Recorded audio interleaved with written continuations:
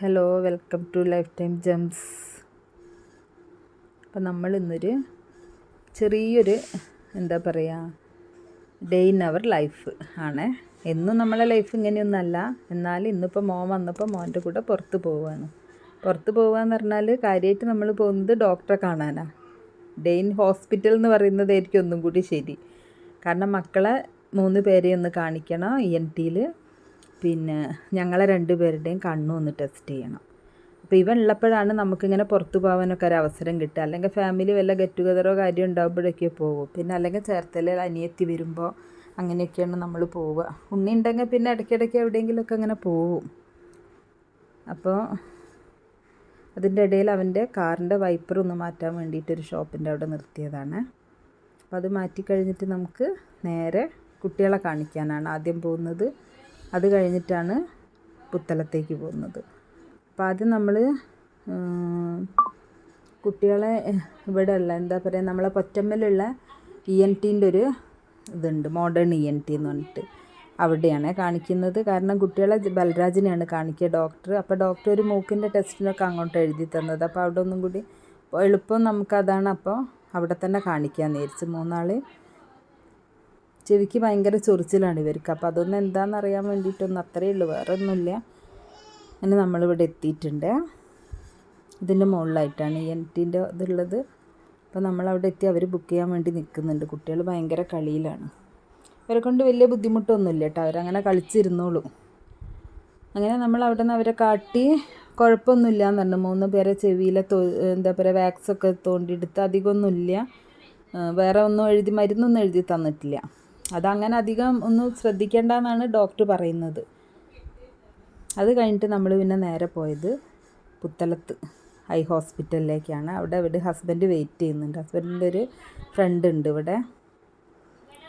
അങ്ങനെ അവിടെ നമ്മൾ ഇതൊക്കെ എടുത്ത് കണ്ണിൻ്റെ ടെസ്റ്റൊക്കെ ചെയ്ത് കഴിഞ്ഞപ്പോൾ മോന് ചെറുതായിട്ടൊരു സ്ക്രാച്ചസ് ഉണ്ട് കണ്ണിൽ. കാഴ്ച കുറവുള്ള കണ്ണിൽ കുറച്ച് സ്ക്രാച്ചസ് ഉണ്ട്.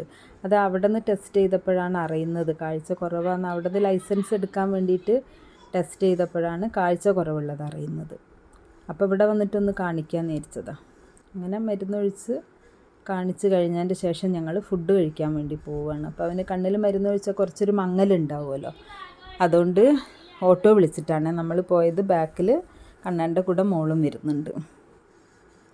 നമ്മൾ ഫുഡ് കഴിക്കാൻ പോയത് മിംസിൻ്റെ അടുത്തുള്ള സൽക്കാരയിലേക്കാണ്.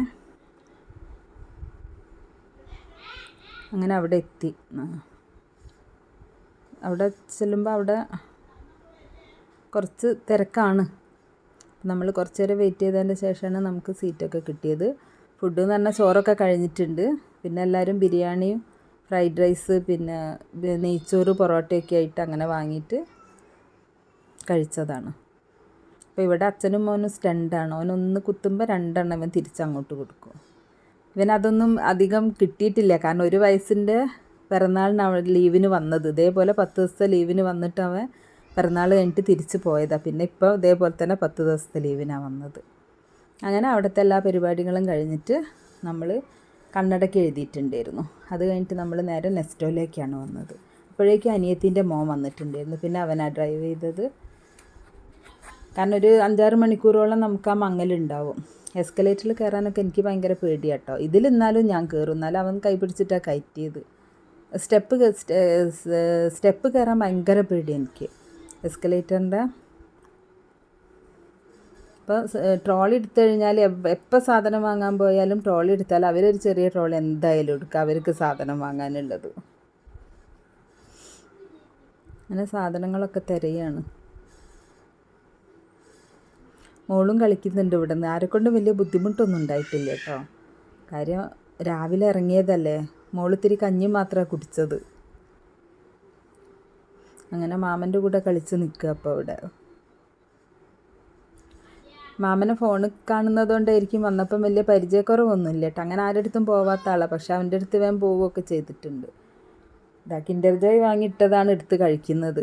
ബില്ലൊന്നും ആക്കിയിട്ടില്ല. അതിൻ്റെ മുന്നേ അവരെ കഴിപ്പൊക്കെ കഴിയും.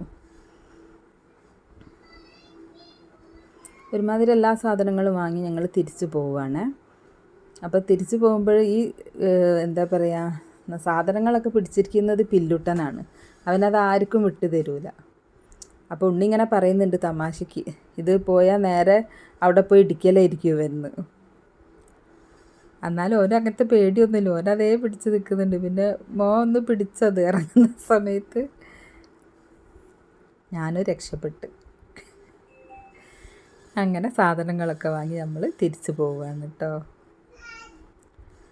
മോളൊക്കെ ഭയങ്കര ടയേർഡായി പോയിട്ടുണ്ട്. വെള്ളമൊക്കെ കുടിക്കാൻ ഉള്ള പാലൊക്കെ കൊണ്ടുവന്നതൊക്കെ തീർന്നു കഴിഞ്ഞിട്ടുണ്ടായിരുന്നു. പൊടി എടുത്ത് പിടിച്ചിട്ടുണ്ടായിരുന്നു, അതൊക്കെ കഴിഞ്ഞിട്ടുണ്ടായിരുന്നു.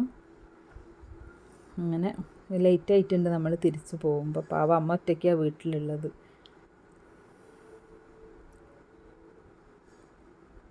അത് ഈ സമയത്തൊക്കെ നല്ല ബ്ലോക്കും ഉണ്ടാവും നമുക്ക് ടൗൺ ഇവിടെയൊക്കെ. അപ്പം ഇന്നൊരു സന്തോഷമായിട്ടുള്ളൊരു വീഡിയോ ആണ് ഇത്. അപ്പം എല്ലാവരും കാണുക, സബ്സ്ക്രൈബ് ചെയ്യുക, ലൈക്ക് ചെയ്യുക, ഷെയർ ചെയ്യുക, കമൻറ്റ് ചെയ്യുക. ആ ബെൽ ബട്ടണും കൂടി ഒന്ന് അമർത്തണം കേട്ടോ. Thank you.